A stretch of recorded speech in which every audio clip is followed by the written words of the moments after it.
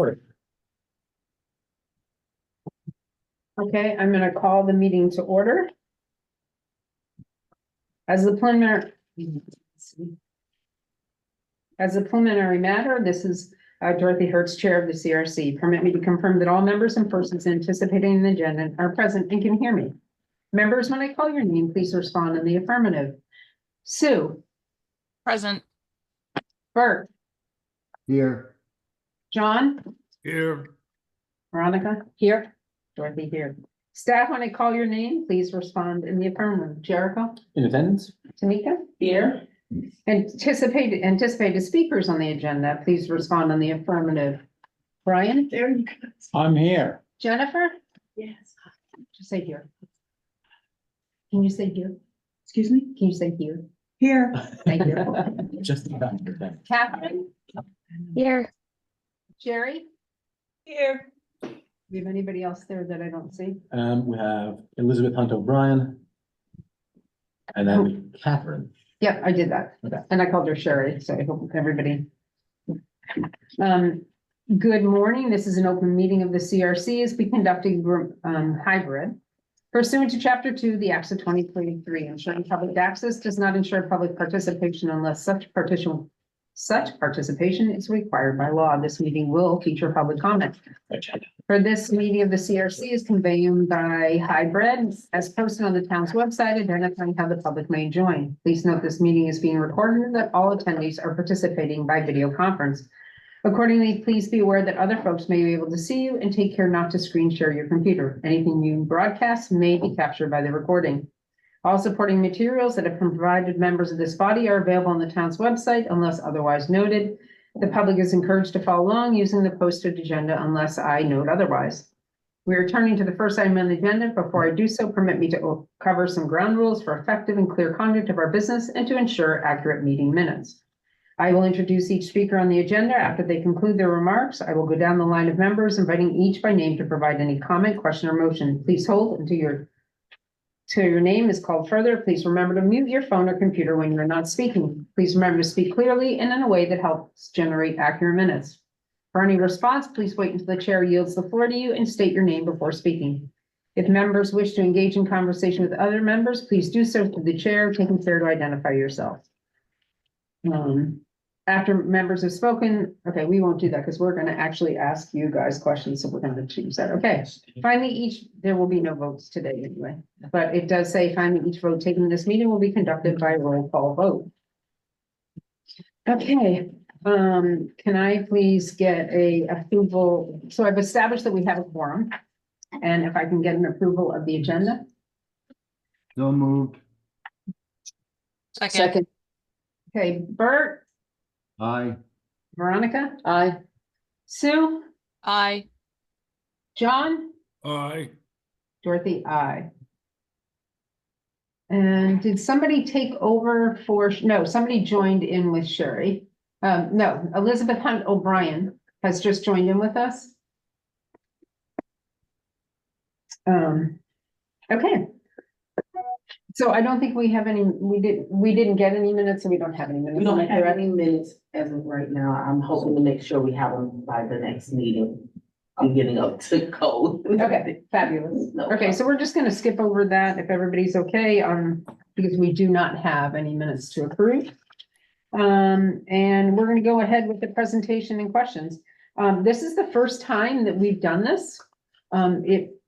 We put it as a part of our contract this year, so we had a better idea of where everybody stood as we went throughout the year, where they were finding their strengths and their weaknesses. We just had our first one last week with the youth behavioral grant, and I would tell you that it was probably the most dynamic meeting we've had. And everybody was so, I'm speaking, I guess, on behalf of some of us that I spoke to, but it was everything we hoped for, and the collaboration that we put into the contracts seemed to have even fostered into a greater collaboration and a want for a greater collaboration. So it was really, I believe, for me at least, the most hopeful presentation we've seen in a long time, and in what could become probably one of the most valuable things on the island.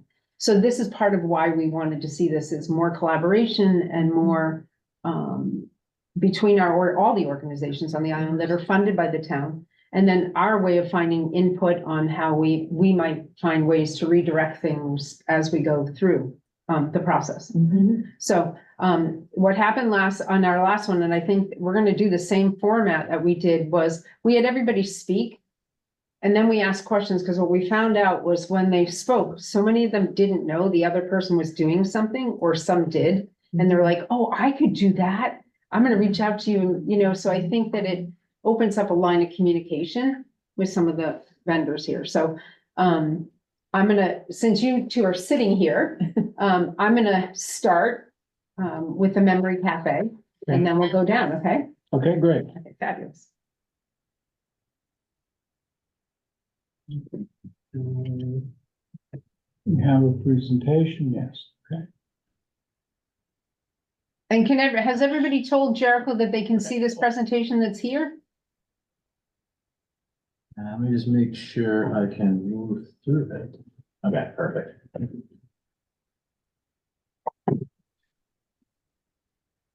Good to go. Thanks, Jericho. Can everybody see it that's in it? Yes? Everybody can see the spreadsheet or the PowerPoint? Let me move this.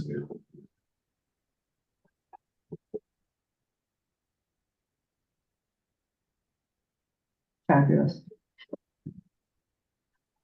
Is there anybody that cannot see the spreadsheet? I don't think so, right? Yeah. Okay, good, fabulous. Go ahead. Good morning. My name is Brian Linane, and I work with the Nantucket Community School. I'm also joined by Jennifer Costanzo, and I'll have her introduce herself. Good morning, everybody. Jennifer Costanzo. I'm here on behalf of the Memory Cafe as the program coordinator. Great. Just to remind everybody, this is what a memory cafe is. It's a design for caregivers and the person who has is suffering some memory impairment. And it's a great way to build community and to connect both the patients and their caregivers in the community. So let's go on to the next slide, please, Jericho. Some of this may be repeat, but I wanted to make sure that you all knew. This is a partnership among many organizations. Rachel Mandel, who is the executive director over at the residents at Sherburne Commons, had this idea years ago. And we got started in a partnership between her and the community school. Then COVID hit, and then we paused, and then there was some turnover, and then all kinds of things. And finally, we've kind of pulled it together. Obviously, the CRC is an important funder of this program, and we greatly appreciate your support and interest in this program. Landmark House is also a grantor. Georgie has been helpful to us by providing us funds and guidance. And then at the community school, the residents at Sherburne Commons basically contracted with the community school, say, you folks run programs, we don't. Would you run this? And our director, Alicia Graziadei, said, yes, let's go do that. And since I'm the adult education coordinator, they thought that I'd be the right person. Then we were delighted to hire Jennifer to be the facilitator of the program. And that's basically all the organizations that are involved. Could you go to the next? So we've settled on this frequency and timing, second Tuesday of every month over at Sherburne. And Jennifer, correct me if I'm wrong, but I think this time frame works well. And that if we have more demand, we might consider adding more frequency, but this seems to work for now. You want to add some comment here? No, I agree. We kind of wanted to find a time that it didn't overlap on any other activities that seniors might be engaged in. or their caregivers, because it is a program for both, as Brian just indicated. And this timeframe seems to work well, more importantly with Sherburne, where we're meeting. And, you know, we would love to have more demand and add more days. I mean, my dream is to have it expand, of course. Would you go to the next slide? The objectives are here for you you can read them. I'm not gonna go through each one of them. But I'll just talk about the next to last bullet. This is a time on socializing people, exploration, and then respite, all together wrapped up. And I had one of the folks who came over to the last Memory Cafe from our island home saying, you know, it's just great to get out of our island home for me, just to get out of the facility, get out and do something different and change the routine. And, you know, and I can certainly appreciate that, particularly in the winter or during these shoulder seasons when there isn't as much to do and the weather isn't as great to kind of get up and get out. Are there any other objectives you'd like to talk about? No, I think, you know, the main objective really for me is that human connection, because this type of memory impairment can be very isolating, even if you're among people, because you might be around people that you don't identify with. So a lot of the activities that we do is for that engagement, not just for the person that's there, but for their family member as well. You know, we do a lot of, you know, memory enhancement activities, whatever those might be. We try to do, you know, tactile, engage in the senses. And, you know, a lot of times the caregiver is a family member. And so that role is just for the caregiver. So when they come to the program, it's more of a even playing field, if you will. You know, all of a sudden the daughter or the son or the husband or the wife is not just the caregiver, but it's more of that relationship that's been lost, and they get to engage on that level. And, you know, what I have found, those have been some of the most rewarding situations to witness. You know, it's not the cueing, you know, mom or dad, don't you remember that? But it's more about them being together and sharing that memory. And that to me, you know, and it might not last that long, but that to me is the bedrock of the program for me, is that engagement and that connection. Could you go on? Well said. Could we go on to the next slide, please?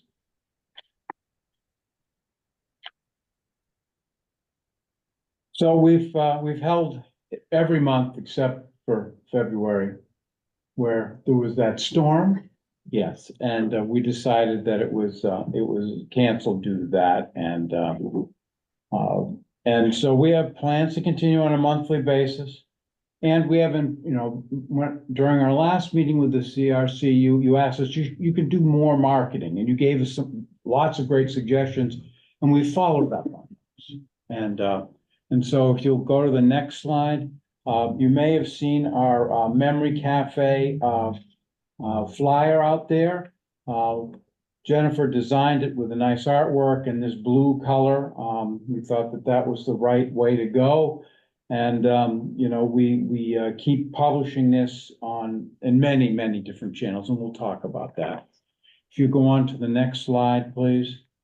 So the March meeting, we tried something different. We had Susan Richards. I don't know how many of you know Susan Richards. She volunteers all over the community. She works for the community school. She works for NISHA. She works for lots of organizations. And she brought her dog, Gwen, to the Memory Cafe. And if you go to the next slide, and here is Susan and Gwen at our Memory Cafe. And the participants interacted with Gwen by providing treats and pats. Do you want to talk a little bit about our experience here, Jennifer? Well, I can say that Gwen was well fed by the time the Memory Cafe was over. She knew how to perform for sure. And I just want to point out one of our star volunteers, Charlene Thurston, who many of you, probably know from the community.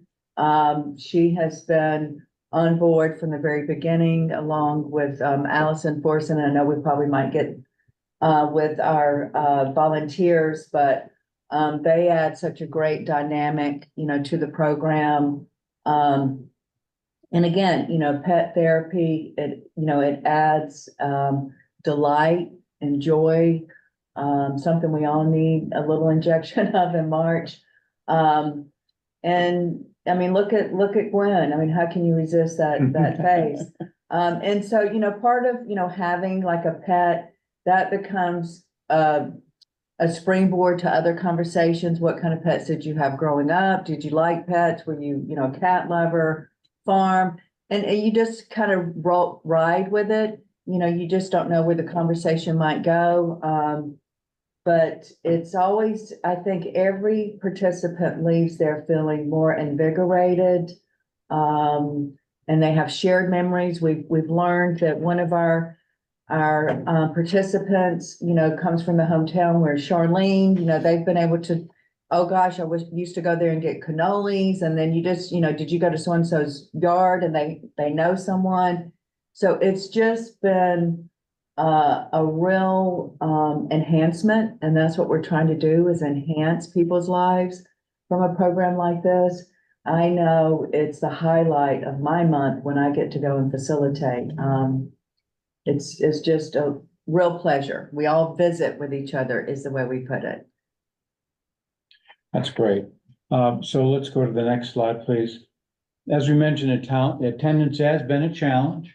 And we got to get the word out more. We'd hope to have 10 to 12 people. We're down about 4 people and their caregivers, which is a good turnout. I mean, we're making a difference, but we'd like to get more. And so what we have done, based upon the suggestions from this committee, is we've prepared a trifold brochure. We will print it as soon as we get our purchase order from the town.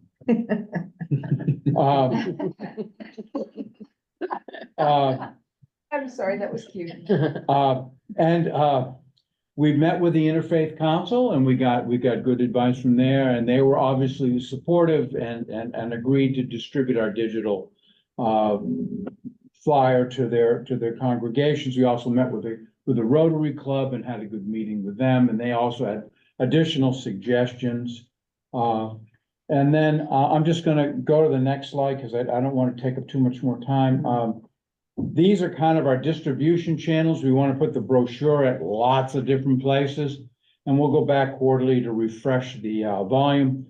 We've added a couple more newsletters besides Salt Marsh. We've added the town manager's newsletter. We're going to try and get there. That was a suggestion from Jericho. He's very helpful as always.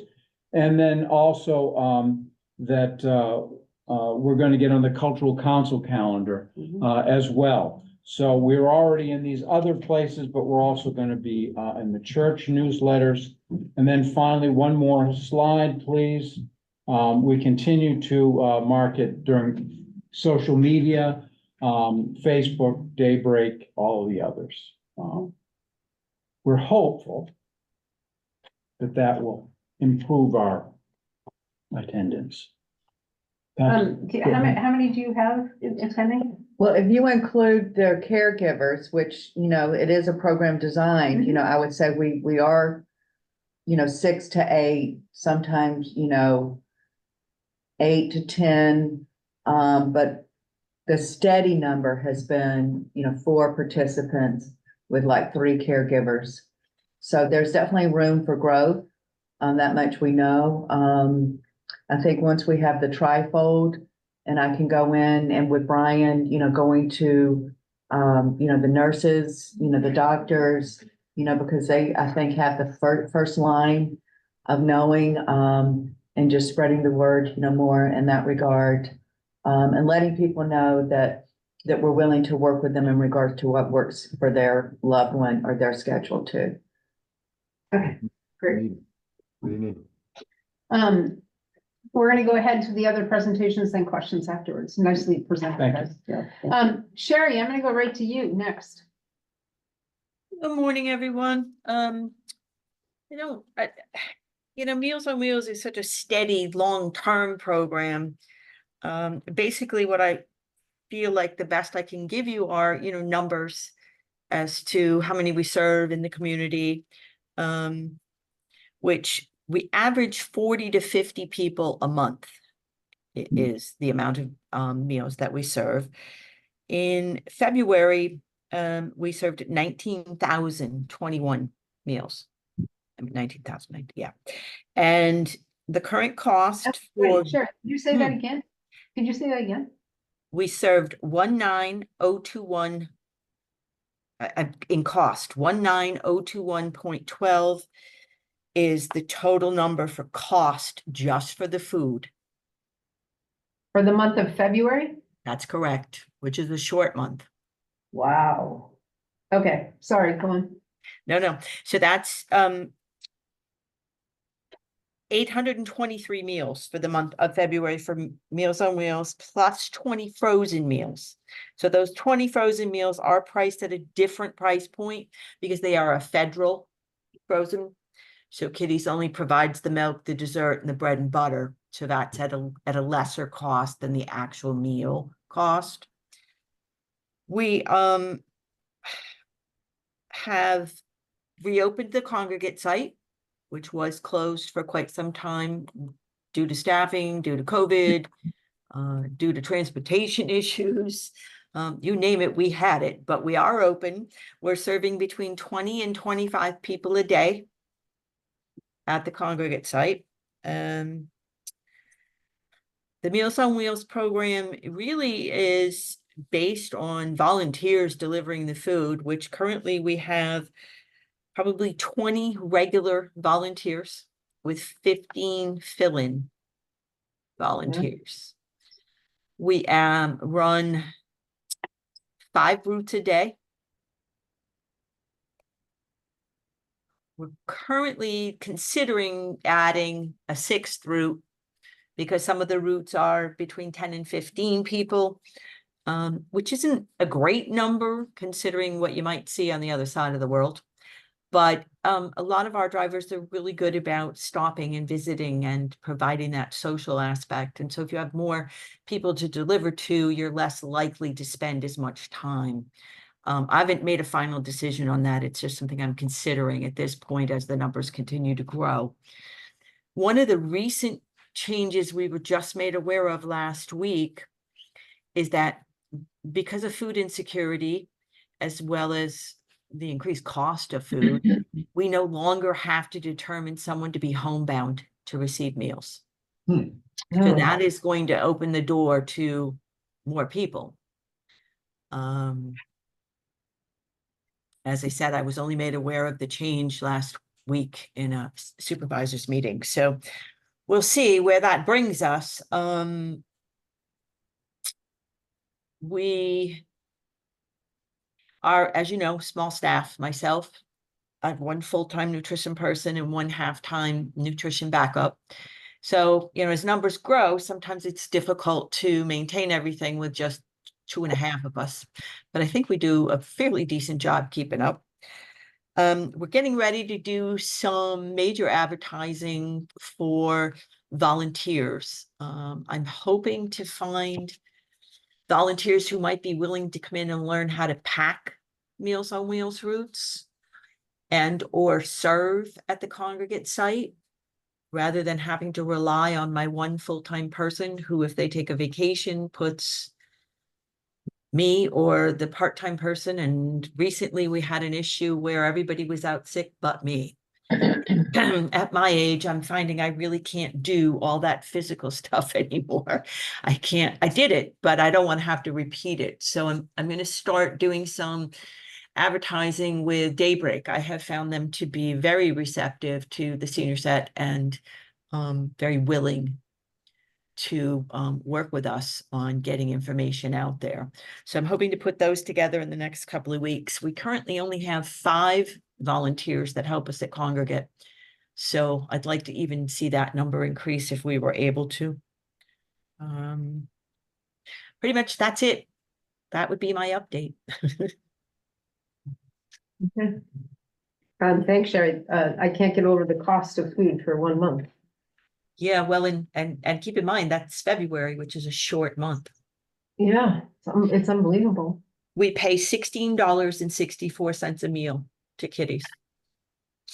I believe we are the highest priced meal program in Massachusetts.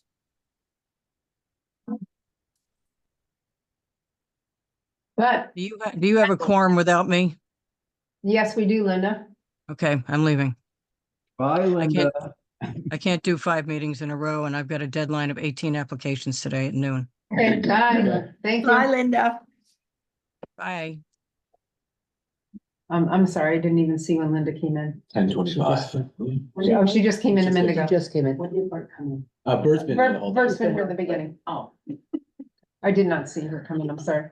I think, unless you have a comment, we'll go and we'll come back at the end. Veronica, did you have one? Because I No, saw I- a deep breath. Yeah, I just made some notes when you come back. Okay, we're gonna come back in a minute. Catherine, Hello, so I'm the development director at Small Friends. I just started in September, and our aim for the CRC grant was to support our summer program, but similar to Meals on Wheels, it's kind of all the same sorts of issues and things that we're running into year round. But specifically in the summer, the childcare options on Nantucket are limited and very increased in price. So Small Friends is always aimed at serving the year-round population. So we really do not raise tuition costs for at any point during the year. We want to keep our rates the exact same all year round. So that has been our main goal going into the summer, whereas most of the other preschools on island that do offer summer programs do it as a summer camp, and they raise tuition costs. And then the other camp options that would serve around the same age group, we are the only place that does infant care. But people that would be doing preschool or care throughout the summer have much higher tuition costs than we do. So that's really what our focus was keeping our costs the same, which we were able to maintain. A big issue for us has been staffing. So not only the staffing shortages that are affecting everyone, but with teachers specifically, and specifically with early childhood care, there are very strict teacher-student ratios. There are a certain amount of certifications that are needed to look after however many children.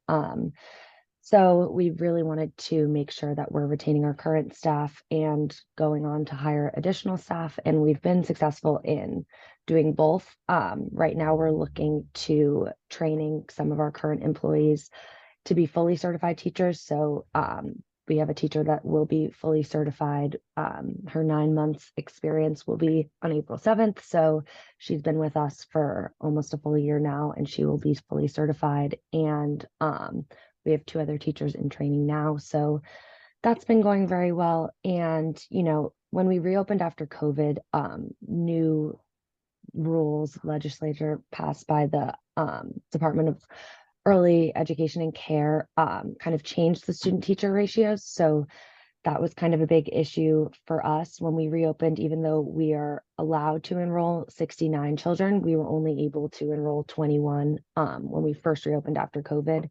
So I'm happy to say at the end of this summer, after, you know, kind of making sure all of our ducks are in a row and being able to retain our teachers with new trainings and new hires, we're officially able to have 38 children. So we've been just kind of slowly increasing that, and we're now at 46. So slowly but surely working our way back up to that 69. And again, throughout the year, we've got a lot of support from the community. I think a lot of people know the Small Friends name and recognize sort of what we're aiming to do. We actually had our annual Hometown Hoedown fundraiser on Friday, and that was really amazing. It was my first time going, and just seeing all the community support, past parents, past children that had been children at Small Friends, who are now adults, came out. And I think it was just a really, really great show of community support. And it was a very successful event. And yeah, so going into summer, we're preparing to keep on expanding both our staff and the amount of children we can enroll, keeping our tuition costs low. Also, like it's obviously a bit of a challenge. We have a very small overhead, but we're continuously looking for more ways to do that, and most importantly, to make it kind of a solid thing where, you know, it's not always like just little by little increasing, but making sure it's stable and we have stable funding and, you know, looking at all different sources at all times. So yeah, I think we have been very successful. I've seen a lot of growth even in just the 6 months I've been here. And I really think we have a good community around us who's helping us succeed. Okay, thank you. We're gonna come back. So Elizabeth Hunt O'Brien. This is the Artists Association. Oh, you're muted. You're muted. Sorry. That's okay. Hi. Hi, how are you? Good. How are you? Good, good. So Liz Hunt O'Brien, the Artists Association, and we run Healing Through the Creative Arts, which we've been doing since, you know, it's been a growing program since we moved into a new facility on Amelia Drive in 2015, and just been, you know, very successful. Excuse me, growing every year. We get such fabulous feedback, which I know that we included some of those testimonials in every year on our applications.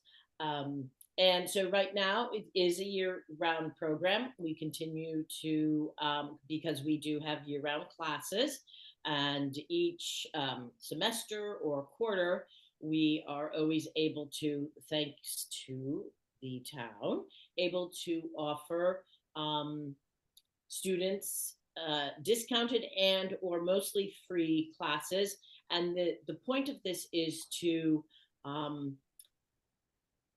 offer healing through going to an art class. And this has just proven to be so valuable and just very important in many people's lives for whatever reason that they need to have a little extra help with either recovery or healing from a trauma, many, you know, situations like that. And it's been just such a wonderful experience to be able to offer this. Right now, we are in the process of, thanks to the help of Jericho and the town, to put together QPR training for our staff and our teachers. So we are getting that going. And we're just very excited to be able to do that. And also looking into maybe Jericho is going to help us with looking into trauma training, I believe also. Our executive director, Tracy Sears, has been, and also Elizabeth Buccino, who's the head of the education department, have been overseeing that. So it's just great to see it grow in that way, and to expand. And this year we are also looking forward to being able, hopefully, to expand to more people, just offering this opportunity to that many more people in the community. When we really saw the kind of a jump in the program gaining like knowledge of the program and participants was, of course, during the, and you know, directly after the pandemic, when we were able to help a lot of people in the town. People, you know, we had all types of people coming to us that were very, you know, the essential town workers that we were so thrilled to be able to help out. And we see them coming back, and which is very gratifying.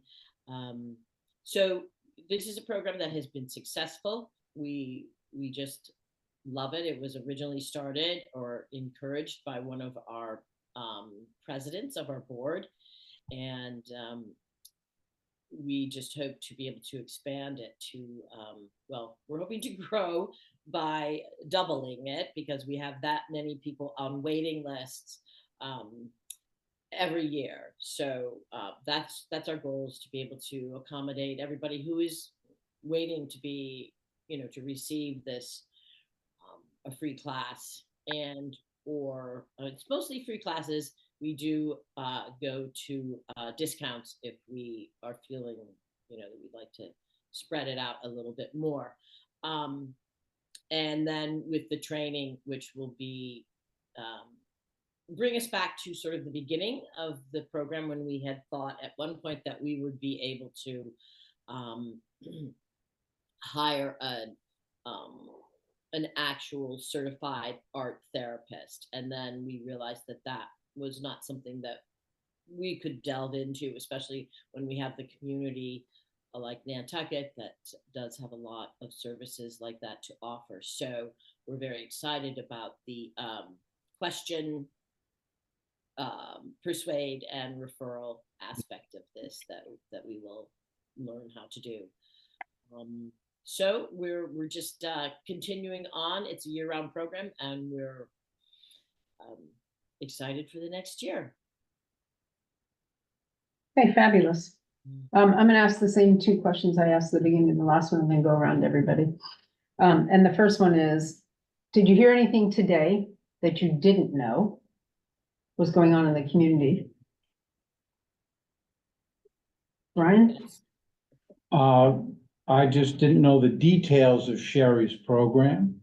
And I agree, $20,000 a month in meals is a lot of money to support on an annual basis. That's what I learned today. Jennifer?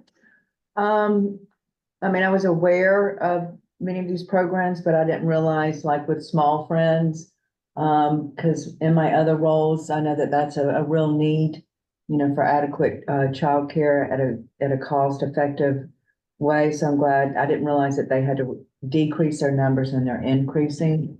So I'd like to, learn or keep a pulse more on that. That's the other end of the spectrum of the Memory Cafe. So it's important. Okay. Sherry? I actually would have to agree. I had no idea about Small Friends, and obviously the other part of my job is the home care piece, which provides nurses aid level care at home, and many of those people are unable to remain in their jobs if they don't have affordable childcare as well as housing. So that was very interesting for me, and I would say that would be what I really took away from this, that that's another valuable piece of providing services to the seniors in our community. Catherine? Yeah, I think that kind of going off what Sherry said, like it's cool to see how all of these programs, even if you might on paper not think they're related, they really all do sort of build off of each other. It was pretty shocking to hear like the numbers and details involved with Meals on Wheels. I did not know the cost per month, and that is pretty unbelievable. Okay, Elizabeth? Yes, well, of course, I've known a little bit about all of these organizations, but it is really great to be able to hear details and just get to know more about all of the things that everybody has said. But also, I have to say, with the Memory Cafe, that was where I didn't know as much as I may have of the others. So that was really interesting to hear about that. I knew, I've heard of it, but I did not know everything that they are doing, and it sounds really fabulous. Okay, it's so a relatively new-ish program, right? yeah, it's about a year and a half in the running. Okay. Not about a year, Yeah. considering when you actually started. Yeah. So about a year. Yeah, it's new. Yeah, it's really new. So one of the things, like sitting out back, watching from here, I looked at the Memory Cafe and I looked at Small Friends, and I think sometimes you never realize how much little kids bring joy to older people when they don't have them in their lives. So is there a way that somebody from, you know, that something there? And I'm just saying, just in listening to these groups, and even with the caregivers that go to your program, is healing through the arts something that could help them with stress? You know, so as you're going through it, I think a lot of these programs here have a way of coinciding with each other without even knowing they could work together towards a greater goal. And it might be something, you know, community school does adult education, art association. There's, you know, I think that you all have a very common ground, and yes, small friends, you provide care for also not only the visiting nurses, but for a lot of our first responders, for teachers, for a lot of people that go year round and really need those services. I know that you guys are there, so that's just my own personal. I'm going to go through everybody that's up here in our group and let them talk. And Sue, I'm going to start with you. Thank you. Thank you to everybody. I'm pretty familiar with all of your programs and I value them all. So I appreciate the work that you're doing. I, like Dorothy, was thinking about, you know, interesting collaborations, the Artist Association with the Memory Cafe. Just, I hope that hearing what each other are doing is inspirational. I know it inspires me in the work that I do. So thank you. Keep up the great work. And we can't wait to see what comes of further collaborations. Thank you. Hey, John. Well, I certainly filled in a lot of knowledge. I had some knowledge of the small friends, but just because I worked with this committee in the past, but it's sort of getting filled into the problem with or more details of the problems of just that COVID really visited upon you, which was a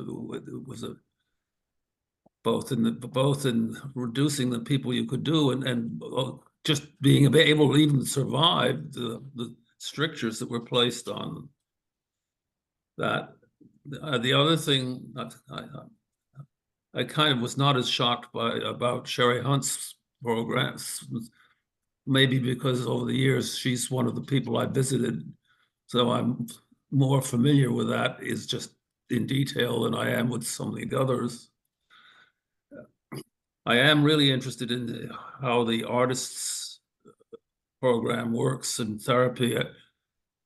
I take a number, I've been taking now for a couple of years watercolor classes at the Artists Association, so I'm fully aware of the competency of and the facility that's there, but I have no real understanding of how art is therapeutic. I certainly know how it's pleasurable, but it is really interesting to me to learn about that aspect of how you use the arts to, or what the Artists Association has to help people who need recovery from all kinds of trauma. I'd like to hear what kinds of people, representative ideas of what kinds of people benefit from this, but maybe Elizabeth can fill me in on that at this point. Oh, sure, absolutely. Well, let me just first start by saying that when somebody mentioned first responders, that was a group that we really helped during and after the pandemic. We have people who are in recovery from addiction.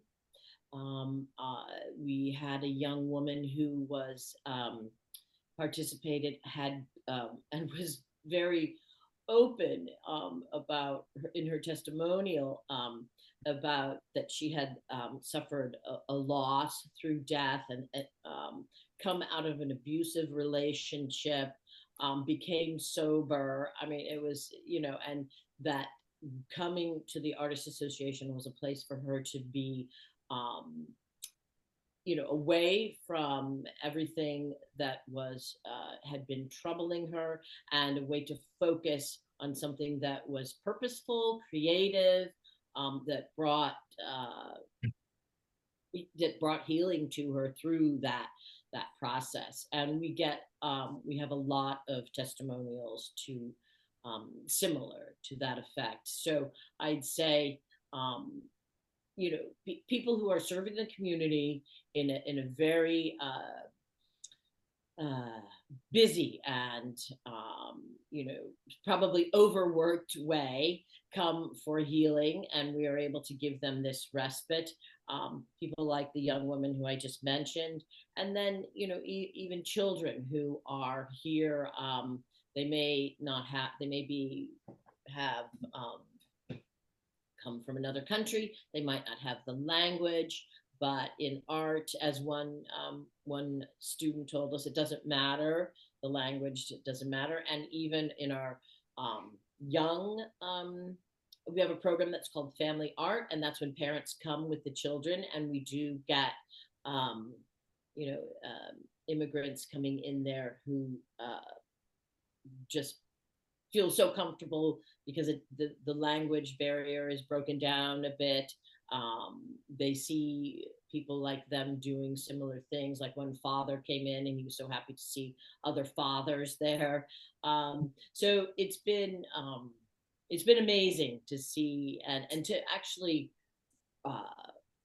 this may have happened before, but we didn't have a program that supported it or that actually followed it. And so now we know what is happening, and we're able to see it and to get records of it. And so it's all sorts of, and it doesn't even necessarily have to be a trauma. It could be maybe you're coming out of a depression or you could be working through any of these traumas. So I hope that answers your question.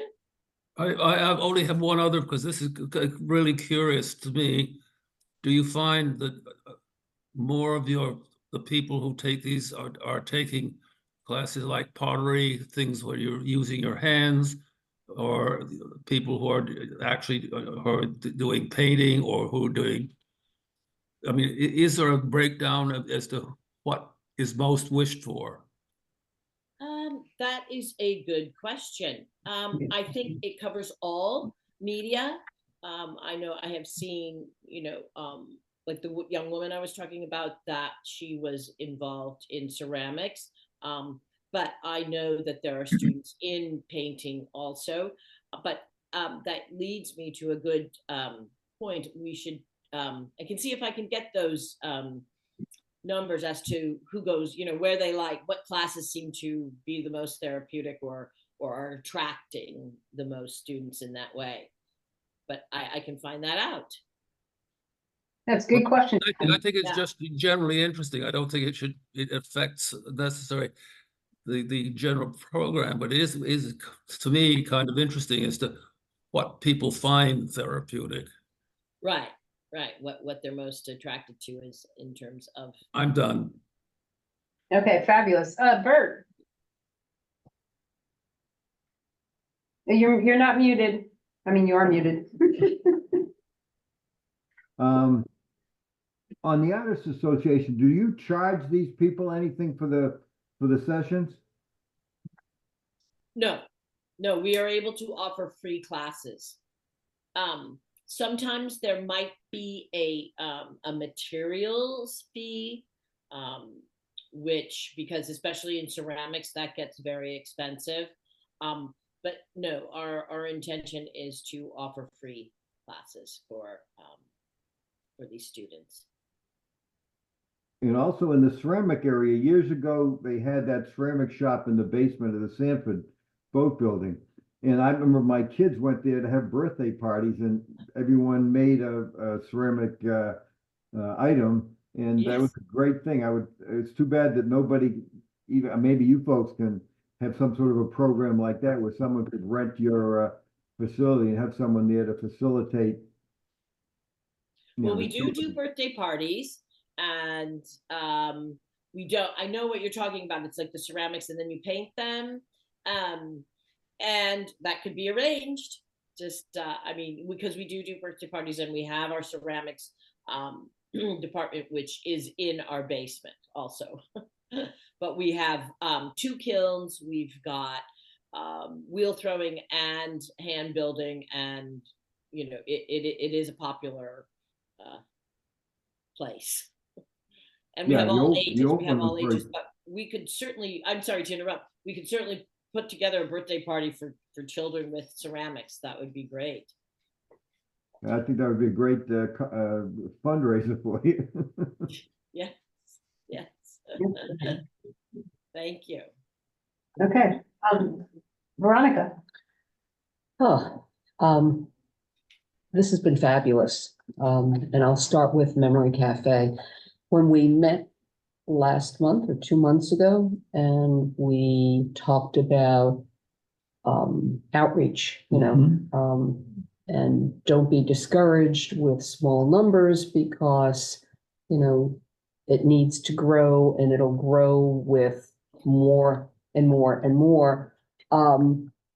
But just in listening to the rest, there's a few other places. I can't wait till you can get your trifold done, but beside the doctor's offices, and I don't want to put any more stress on the volunteers of Meals at Wheels, but if they can drop off a brochure to the folks that are getting meals, that's a possibility of reaching some of those people that may not be out and about.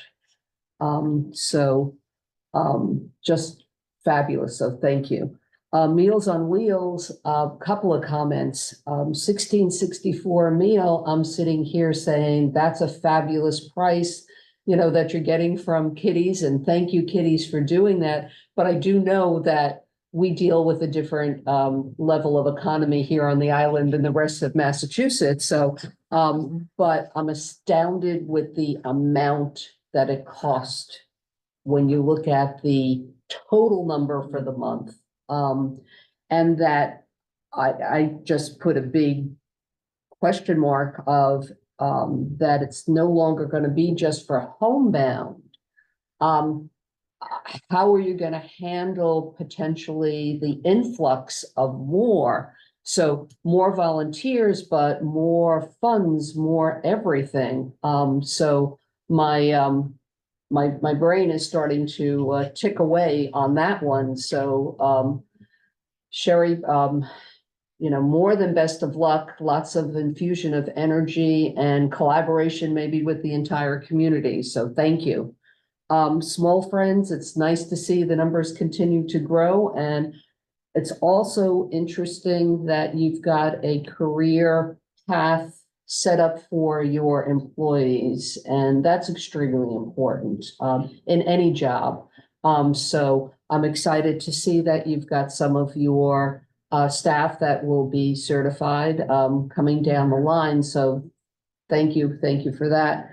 And Artist Association, John, your question, basically, I just wrote down data because, that's how decisions are made. So knowing what medium is attracting what clientele, et cetera, could help in future programming. So collecting data is extremely important. So John, thank you for bringing that up because, here once again, not just collaboration here, but it gives us, thoughts of how do we make improvements all over. But thank you all. This has been fabulous. Yeah, thank you. I think one thing that came up when I was hearing everybody present something is, Veronica, I think your idea is great about getting the brochure out to families, but the question would be if they're homebound and having problems, how do you get them to a memory cafe? And I think that's what I think that for some, when we had somebody present to us this year about a taxi service to get people to support groups. Yes. And, when I see this, it brings up the question is how for some, that could be a problem, is getting people to the memory cafe. So, and I think your idea is great, but how do you get that group that might not be able to get there because they are homebound or they do have, limited access to vehicles or whatever, to something like the memory cafe? And that's what sort of, when you said that, it sort of brought up like, that's a little obstacle, I believe. We know that, somebody presented to us this year about it. And when they presented, it was, I'll get you in a minute. It was, we funded that to get people to the area because we thought it was very important for that program to run. Right. And so, like Sherry, I guess the question you would be, if you did have somebody that was homebound getting services, is there a way of getting them to something like the Memory Cafe? Yes. Do you have that available? Yeah, you use the senior bus service, which is, we're able to transport anyone with a caregiver, nurse's aide. The problem right now, and we do distribute anything that comes out to all of our clients, home care as well as Meals on Wheels. The issue for us has been finding anyone willing to go to the program that has a caregiver willing to go. Not the fact that I can't get them there, it's having the caregiver availability, and we just don't have anyone that fits that category.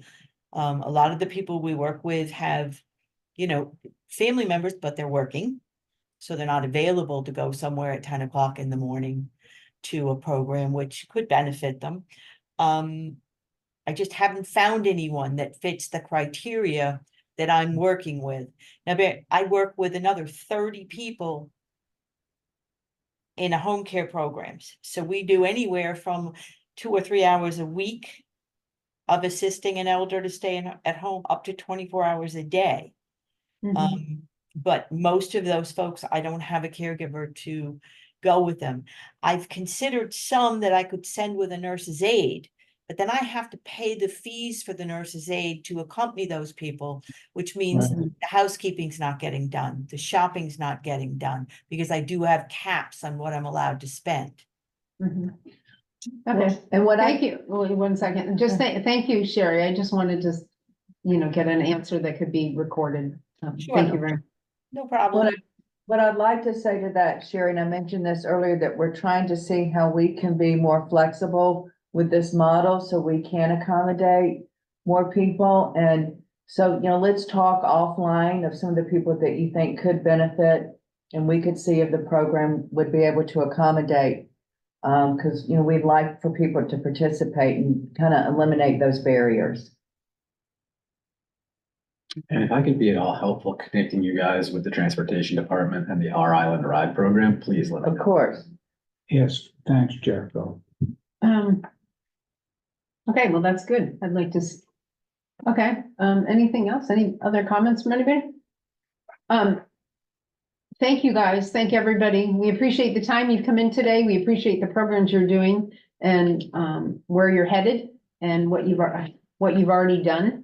Some of you continue to astound us every single day as, Sherry, you've been there for so long. I don't know how that program would ever run without you. So please don't give me anything while I'm around that you're going to disappear. Don't do it. It is a great program. And the amount of people's lives you hit are unbelievable to everybody. I know that everything that you are doing on this too affects, like I say, anything anybody does doesn't affect one, it affects 100 people somewhere down the line. So I just think it's really important for everybody. And good luck at Small Friends. We're excited to hear about this staff. I know one of them that's moving up, so it's very exciting to hear that they're moving up and that it'll help you with your numbers. I know that it's been a very tough time to get daycare or preschool teachers everywhere in the country. It's been really tough. So congratulations on having 3 down the pike. That's thank you. You should be very proud of yourselves. Thank you. And Elizabeth, we look forward to hearing from that information, as we all know, and being able to do anything outside of our norm is always really good for us. And the arts are one of the more important places to be able to express who we are. So thank you for what you do. And on behalf of, I think, all the contract review committee, we thank you very much for coming today and giving us your time. We look forward to seeing your quarterly reports. And that's it. Okay. Thank you. Thank you, Okay. guys. Thank you. Thank you very much. Now that I know the correct building to come in. But that other building was completely emptied. I was like, what's going on? Oh, that's the. I know, I'm like, they're somewhere, so then I went to this back door, and that's why I came barreling in as usual with the wind. But I just wanted to let you know, Dorothy, 2 of your points, we did do an intergenerational activity in December Okay. with a preschool that they could walk over called. Oh, the one right down the Explore, street. yeah, so they Yes, came that's over. cool. And then, in regards to the Artists Association, we hope to have them in May. So we're Oh, that's all cool. thinking along the same lines, that kind of tactile experience. And I want to go do the art class. Yes. Yeah, yeah, So thanks for that update Thank on you. that. That's good to Yeah. hear. yeah, well, thank you guys. Are we talking now, Dorothy? We're still out. We're still live. They were just finishing up Yeah. saying that We'll they scoot had, out. Yeah. they had, I thought y'all were. already adjourned. done, had a preschool come 1 month to come see them. I think they said December they came in. did. And then, We had a Yeah. program in our nursing homes when I was in that business. And I fought for a year with the state of Ohio to let us bring dogs in for the people. Finally won that battle. Now every state in the country allows dogs in nursing homes as therapy. And then we also did a program with kindergarten kids who would come and adopt a grandparent at one of the nursing facilities. And they'd come once a month to see their grandparent, their adopted grandparent. I know that one of us sitting in this room was an adopted grandparent to a class for many, many years, and the kids absolutely loved to have him come in their classroom all the time. Mr. John Balash. John with it. Yes, he was an adoptive grandparent to a class up at the elementary school for a very long time. Good job. Yeah, it makes a difference in those It kids' does. lives. Oh, John, you gotta unmute. I was sorry they gave up the program, but when they changed, it worked up to a point, but they changed the concept from the homeroom being where everything took place, where students left the homeroom for some of their classes and only came back. And I worked with Janet Brannigan for many years, 5 or 6 years. We still greet each other when we see each other, but once they did that, it made that particular program pretty difficult to, and it sort of died as far as I know. But it was a Yeah. great experience for me. Yeah, well, they loved you. I know they did.